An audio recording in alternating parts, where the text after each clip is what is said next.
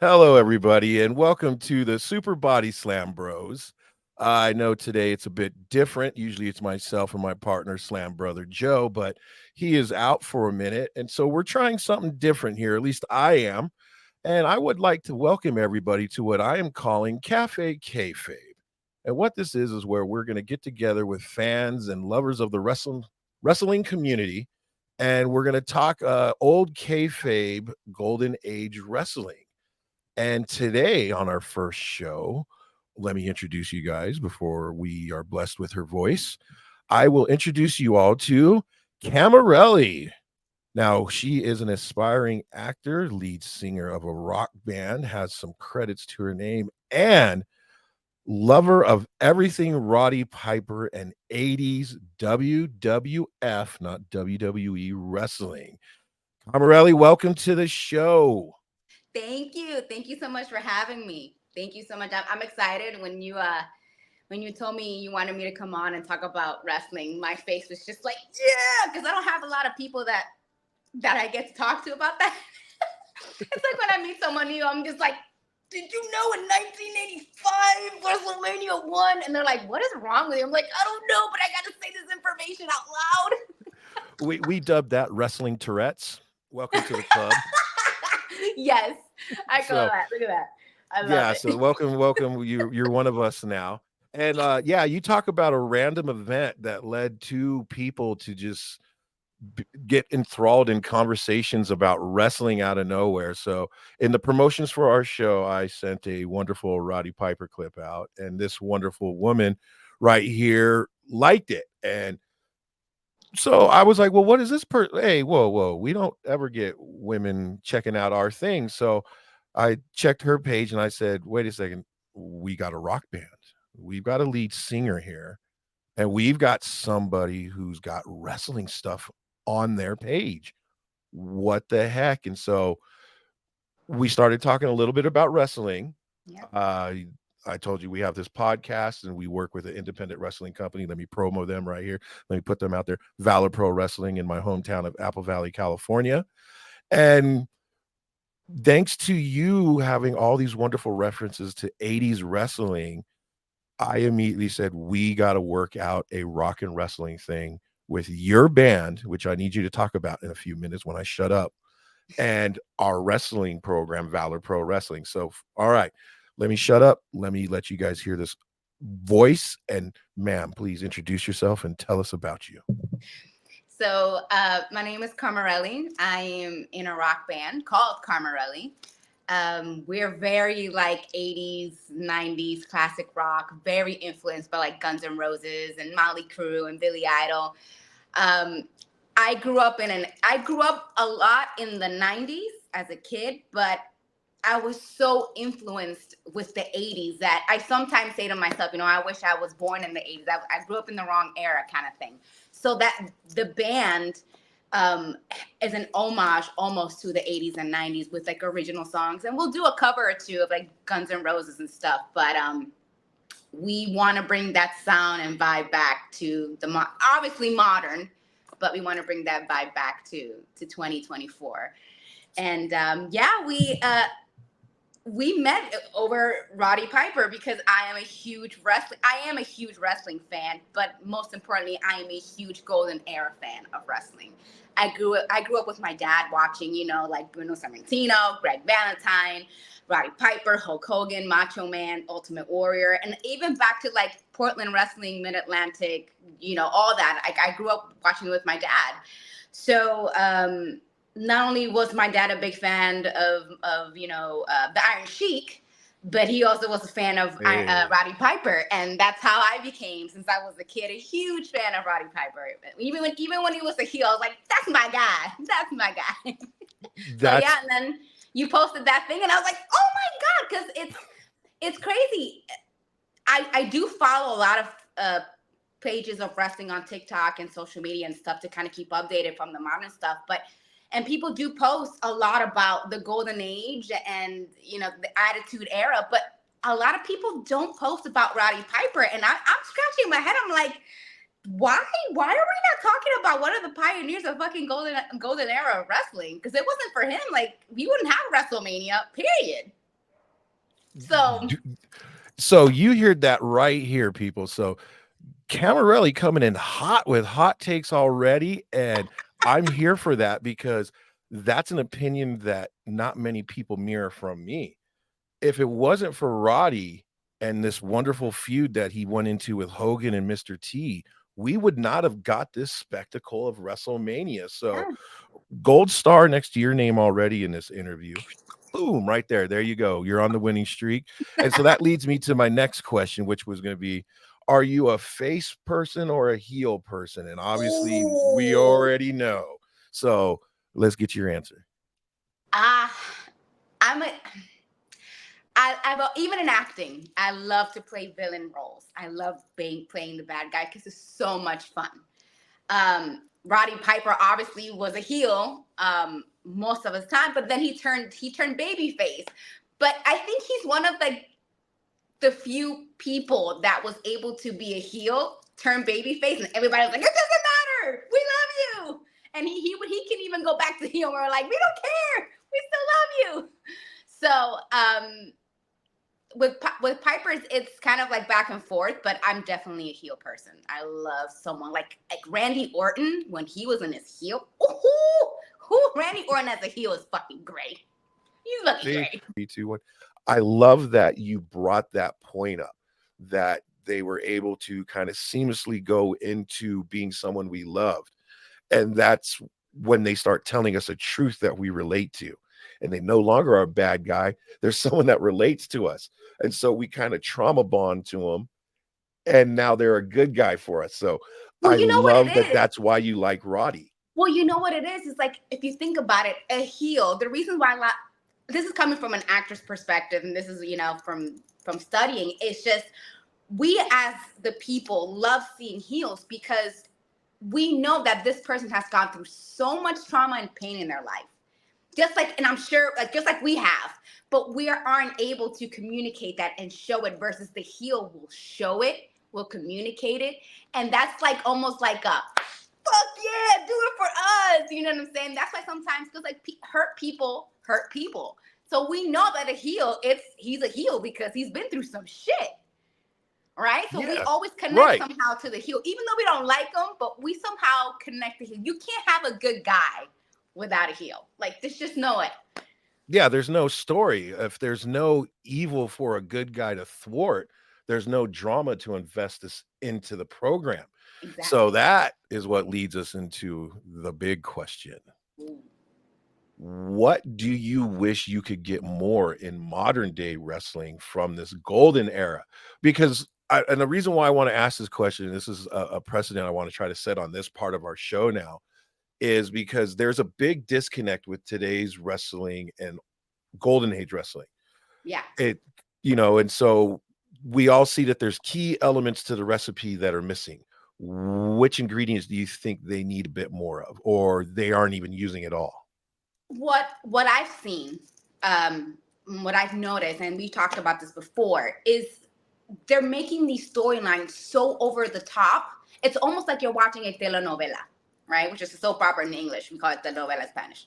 And it's like, it's just so much going on versus in the golden era, it was simple.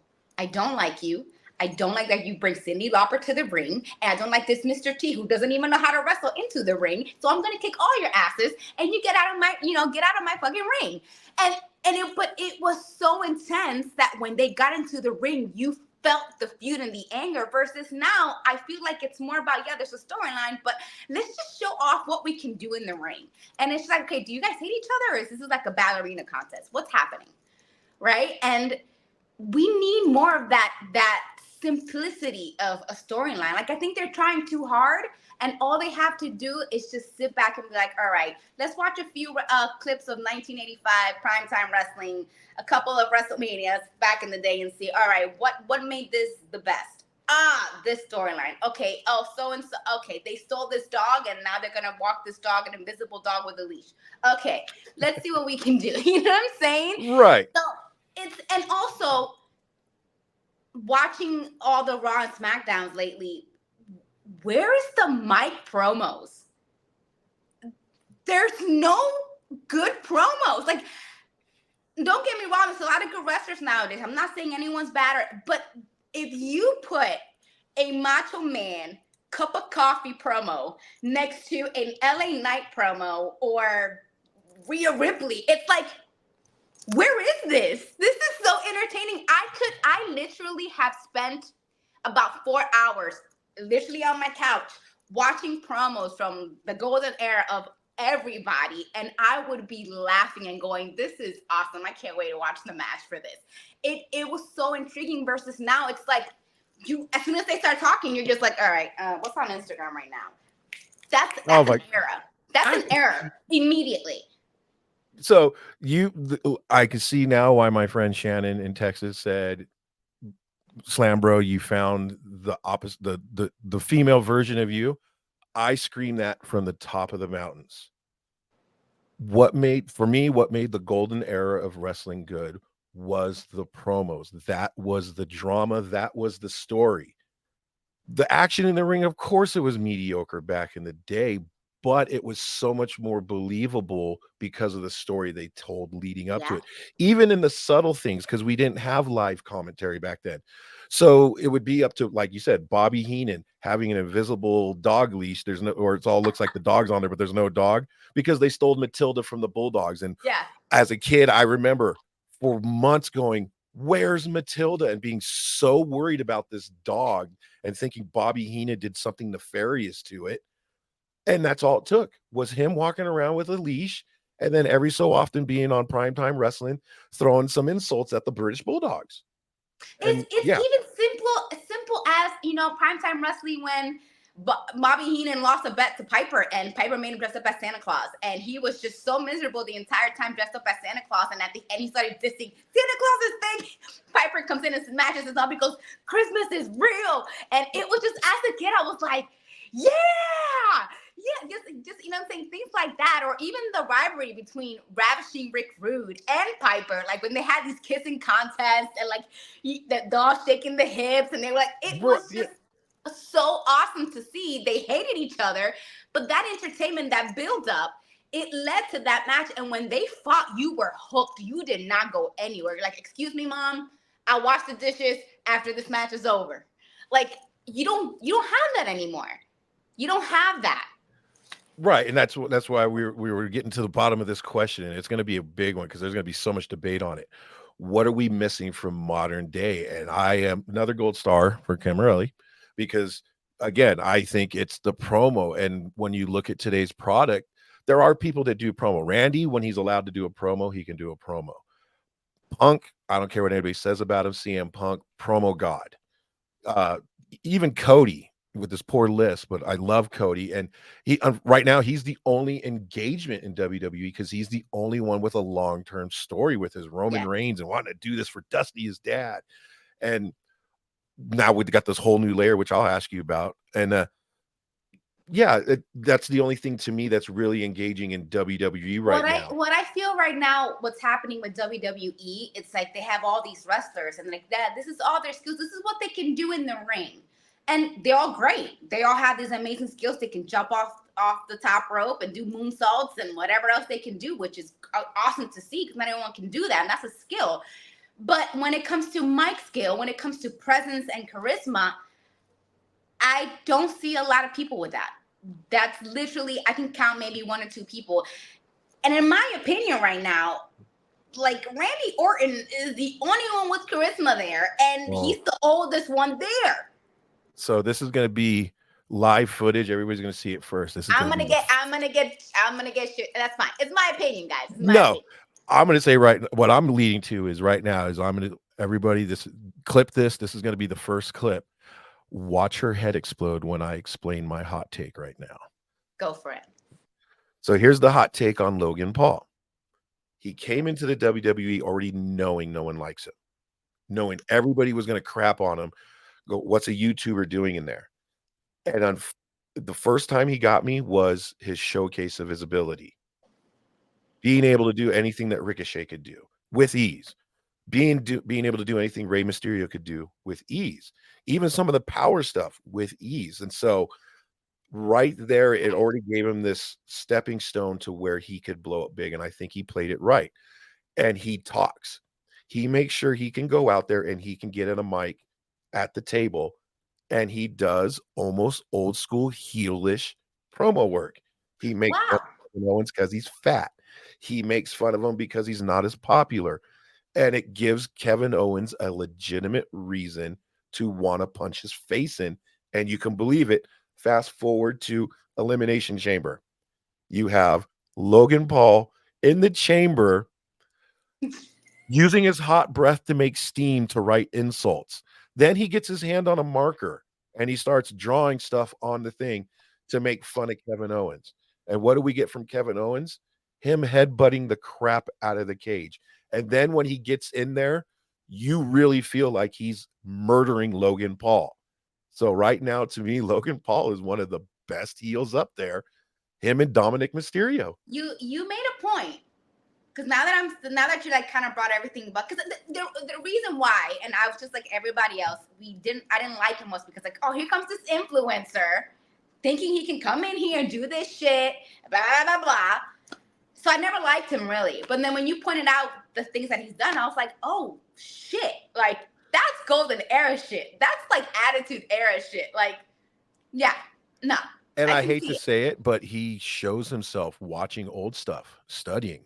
He pays attention. I didn't even know that. So props to him. So, I'll give him a chance now. Thanks to you, I'll give him a chance.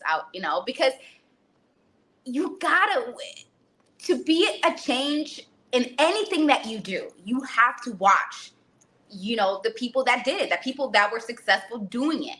And I 110% bet he be watching all these Piper heel fucking promos from the fucking golden era. I bet you he does, because there was one subtle thing he did in one promo, and it was what completely won me over as a fan for him in WWE. And he makes Kevin Owens mad, and Kevin Owens punches him in the face and knocks him out. Yeah. And they go cut to the back, and Daivari's carrying him, and just really subtly, you don't catch it, he leans over while holding his eye and goes, "Can you call my mom?" And Daivari goes, "I don't have her number, but I guess we'll try." And it was just real quick. But it was a quick flash to him being that spoiled brat kid. "Can you call my mom?" And I went, that's it. He's got it, because he just went back to being the spoiled YouTuber who got punched in the eye, embarrassed. And so immediately he's like, "Call my mom." I was like, he gets it. He gets it. I'm a fan now. Okay. I'll give him a second chance. Ooh. I like that. You won me over. Logan Paul. That's a bad thing. I'll give you a chance, Logan Paul. That's a bad thing, because a fan. SlamBro Joe, he hit me with a steel chair, refusing to like Logan Paul, and that's Kayfabe. That's real. Listen. I'm not a fan. But if he's standing out like that, and like how you're explaining it, because I've seen a few things. Like I saw him drawing in the and I was laughing. I'm like, what is he doing?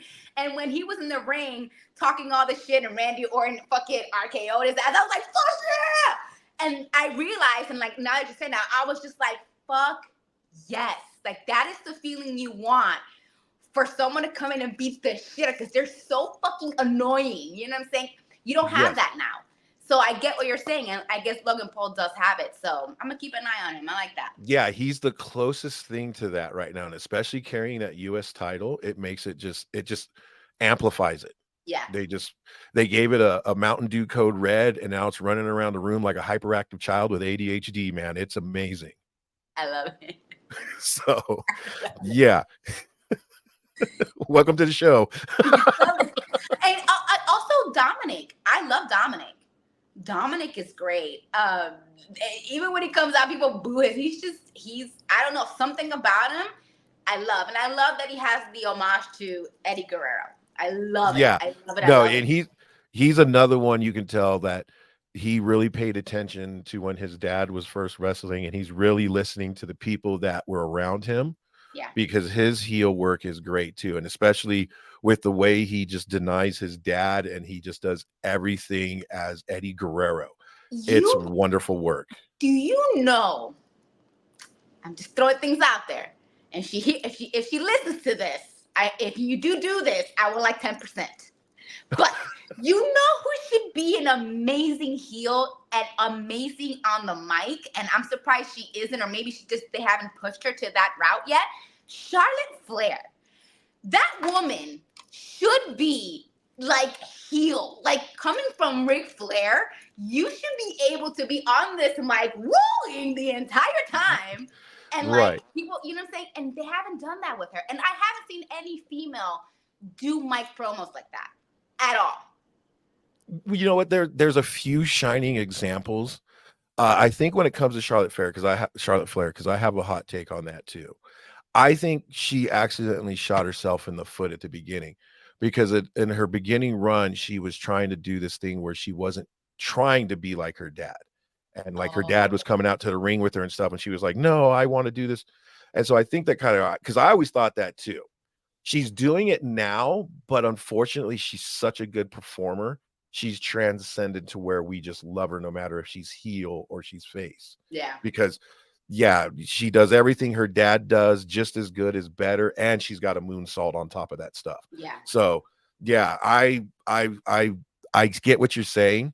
I think they should have let loose with that a lot earlier than later, and they yeah, should have embraced it from the get-go. And that would have did it. But I get where they were trying to go with that too, because it was during a time where Nepo babies were getting a lot of heat. So she was trying to do something a little different. So I think it was just a fumble. They picked it up and ended up scoring a touchdown later with it. yeah, But I agree with what you said. They should have just did it from the get-go. She should have just been, even when she hit NXT, she shouldn't even been at NXT. She should have just hit the main roster and ran with that heat of being the yeah, Nepo kid. But yeah. I agree. not to steal Taz's line, I digress. But sorry, Taz, I stole your line. So, well then there you go. So what are your favorite programs going on? What's your favorite storylines going on? If you can identify a storyline that is actually happening in WWE or AEW or anywhere, because there's really not any. I mean, the only thing that I really want to see right now is the Cody finishes story. Cody finishes story. Which Grayson Waller had the best heel tweet for finishing the Oh story my! when he was on the airplane with the book and he says, "I finished my book. I guess one wrestler can finish a story." Ah, I mean, one of the main reasons why I'm so intrigued with the Cody Road and Roman Reigns is just because they brought The Rock back. And when I saw him come back with like the Versace, I was just like, hold up. And then he started saying like trailer park trash. I was like, this is my childhood attitude era, Rock. Like, I need him to be like, yes. So I'm so intrigued. Like, I want to see what else they can do with The Rock if he stays that way. And it would be very smart if they do, because a lot of us older people will be like, yeah, I'm back in, let's go, older Rock. I mean, honestly, I'm waiting. To be honest with you, I've been watching yes. SmackDown and Raw, waiting for the shattered glass to show up, because I'm gonna be like, he's back, Oh Stone yeah, Cold is back. you're hitting all the fantasy bookings we're all hoping for. Yeah, Stone Cold. But Stone so I'm gonna tell you a story about a conversation I had with a large group of wrestlers on TikTok Live shortly after the heel turn at the press conference. Okay. So I'm gonna tell you right now, I was on live with a group of, I'm not gonna say their names, but they're very well known independent wrestlers, and they were all angry at The Rock for stealing Cody's moment. And it was the first time I saw wrestlers straight up angry with the kayfabe story. And then the hate I got from them when I said, "Why are you guys surprised? The Rock was never a face, he was always a heel." And then how they turned on me right there. Shut up, let us have our moment. And to see this large group of grown wrestling men believing the Rock story, and that made me go, they captured the kayfabe right there, because I'm watching wrestlers who know kayfabe getting caught up in the kayfabe. Yes, good job. Exactly. They did So it. They did it. So whoever's writing that story, you bring that shit out, man. You bring look, it you even out. got her going Italian right there. She got the You bring it she's out, going to. man. So there you go. But yeah, that was the first thing I saw. I said, why is everybody surprised? He's always wore the Versace. He's never cared about the people. And him being the CEO right now with this whole storyline, That's why I said, I go, thank you very much. We now have the Attitude Era McMahon with the corporate rock storyline going, because we got corporate rock back and now he's got corporate Roman, his champion. So we're just extending the corporate rock storyline, and it's a homage to the Attitude Era, and it's a homage to real storytelling, and it's that proof again that Cody Rhodes is the only one with a multi-year storyline going on. Yeah. Yeah. Which is, I mean, good for him. Good for him. I mean, he comes from a line of fucking amazing wrestlers, and you know, so. But also, like other wrestlers, they gotta. I don't know. I think there's a couple of other wrestlers that should have a storyline. I don't know. Like, I don't know about you, but I like Drew. Drew He's getting McIntyre. one right now. They're developing a very good one for him right now. They have a long-term plan for him, and it's starting. So He's it's good. pay attention to it. It's going to get really good. He can be if they work him, he can be a badass heel. And he wears a kilt. Yeah. Oh, it's already coming out. So go and look at his tweets to CM Punk when CM Punk got injured. And CM Punk blew out his tricep. And then Drew McIntyre immediately did a workout video that said, never skip arm day. And it's him doing nothing but tricep exercises. Yeah. So I get what you're saying, what you want to see with Drew, but this is what's happening is they got success with Cody in the bloodline. And now the next one's going to be Drew with Seth and CM Punk. So that's our next big long-term storyline. And it's going to start with WrestleMania and the return of Punk and everything. I'm here so for it. You're on the pulse. Your fingers are there. You're on the pulse. And maybe, you know, they're listening and they're seeing we need to get this 90s, 80s storytelling back in, and it's starting to come. So I always said WWE needs to just do a major reset, and maybe they are. Maybe they're kind of like this very well could be the beginning. You know. So maybe we're on to something. Maybe there you go. We just need a dog and a couple other people in the mystery machine, and we can be out there taking masks off of people and going, it's old man Smithers bringing back storylines to WWE. I'll tell you. There. All right. So, all right. Now we're getting close to the end of the show. So now we got to hear some stuff about you. We were supposed to talk about you at the beginning of the show, but we just immediately clicked into wrestling, and they still don't know nothing about you other than that you hung out with an AI robot that has been hacking my feed the whole time and crashing this whole thing we've been doing. They're listening, guys. They're listening. So, no, I mean, I'm in the rock band. We've been together for half a year now, 80s and 90s vibe. We have a show this Friday at Molly Malone. So if you're in LA and you have nothing to do on a Friday night, stop by Molly Malone's. We're going at 10. We're working on our single now. Should be in the next week. What is the name of weeks or so. Huh? Can we get the name of the single? Can we get the name of the single? Wrong Era. And that throwing back to her introduction, what did she tell us? I feel like I was born in the wrong era. And what a single that dropped to introduce yourself. Hey, that's an homage to the 80s and the 90s, to pop culture, to everything that was 80s and 90s. That's a student of Kayfabe 80s golden era wrestling storylines. She's got hooks into her origin story there. Look at that. You see what I'm doing there? I see what you're doing there. Roddy would be proud. I can't speak for him, but I'm just saying. I know he's watching. He's like, this crazy lady. So now you did tell me something cool about your band. I didn't mean to cut you off, but you did tell me something cool about your band. Your band actually has a special honor. You guys played somewhere really special, didn't you, before it closed down? Really funny story. So when I first had the band, I was like, listen, my goal for this band is in the next, because we got together, I think July or August, and I was like, hey guys, by December I want to play at least one show somewhere, which we ended up doing 2. And one of my dreams was to actually play at the Viper Room. I've always loved the Viper Room, and I've heard they are closing down. I just didn't know when. And I was like, man, I really want to play at the Viper Room before they shut down. And I think in December, they called me up and like, hey, we want you to play at the Viper Room in January. So I closed out 2023 with 2 shows ever. And then I opened up 2024 playing headliner at the Viper Room. They put our name on the marquee and everything. It's on my Instagram at Carmireli, and it shows that anything you want in life you can do. It's never too late, man. It was And a great feeling. to have a burgeoning brand new baby rock band coming out and to be christened with the Viper, that's talk about getting to do something from an era you missed before it's not ever to be able to be done again. So congratulations on that. And to me, that's the best nod of the cap you can have in being a up and coming metal or rock and roll band emulating that era. So good job. Whoa, that's pretty damn cool. Yeah, I must And then, say that was pretty cool. so I know you told me this, but you can tell everybody out there, where do we get to see the clips of this? Because I know we got clips of you playing. Yes. So I'll post it on Instagram, but we do have an official YouTube page. So it's youtube.com/@Carmireli official.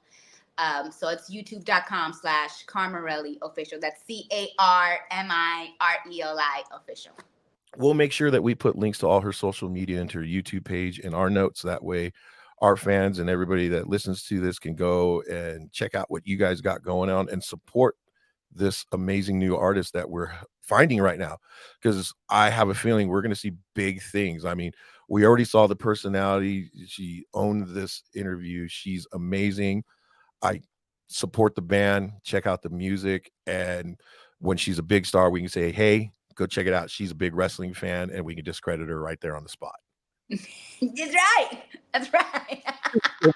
It may even make you more popular, but no. Yeah, you never know. And then I'm going to sit here because I'm going to get this on record because we're going to try to hold it to you. We've been talking to you about trying to get you guys to do something with us at VPW, and we know the logistics aren't there just yet, but hopefully you guys might see a crossover of some kind of thing with like a rock and wrestling with Camireli's band and VPW, but there's a lot that needs to be discussed before that can happen. So don't hold. I mean, if Cyndi Lauper can do it, I can do it. I told her we're going to crash one of her shows and we're going to let her put someone through a flaming table on stage while I'm wearing a kilt. So I'm here while wearing a kilt. Yeah, I tried to sell her on a Stone Cold Steve Austin idea. Someone throws her a beer, she takes a swig, hits a stunner, band starts playing the song. I like the coconut and I like the eye pokes. There you go. Monster Piper, man. That's it. So yeah, everybody look out for the band Camireli. Look out for her Affleck commercial. Look out for anything with this person involvement and support it. Thank you for coming onto the show, and we'd like to extend a handshake and make you a friend. And anytime you want to come on and promote something, come on and promote it. You got our attention. Anytime you want me to shoot the shit with you about wrestling, I am here in a heartbeat. There you go. Then here's the invitation. We're going to get you on with both the brothers one day when he's back up and he's feeling better. Joe, feel better, buddy. Get better, Joe. All right. Well, thank you for joining us today through all the technical difficulties and the attacks from AI ducks. And thank you for joining us on the show, Camireli, everybody. And that's it. Turn this shit off. We don't got nothing else to say. Bye. Bye.